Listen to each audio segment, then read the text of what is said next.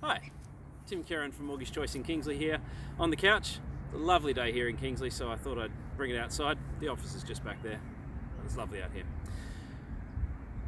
I'm going to talk today about the difference between a conditional approval and an unconditional approval. They're two important stages through the process of getting your home loan from submission through to settlement and becoming the owner of a property or refinancing your home loan or whatever it is you're trying to achieve.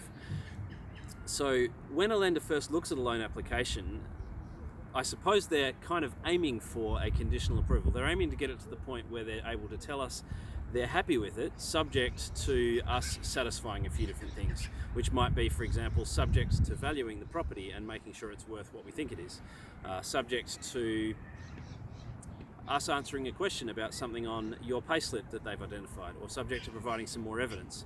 So typically a lender will assess an application and then provide us with a conditional approval that's subject to 1, 2, 3, 5, 10 different conditions that we then need to satisfy.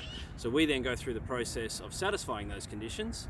We send a new email of information essentially back to the lender satisfying those conditions, and then they'll assess it again. And if they're happy that those conditions have been satisfied, they'll give us an unconditional approval, which is no longer conditional on anything. That unconditional approval, in the case of a purchase, for example, is the thing you need to satisfy the seller of the house that you've met the finance clause, and it's the thing that then signifies you're going to proceed to settlement. So the conditional approval is an indication that the lender is willing to proceed if you satisfy some conditions, and an unconditional approval is the point where you know it's definitely happening, and then you can pop the bubbly. That's the main difference. If you've got any specific questions, let me know.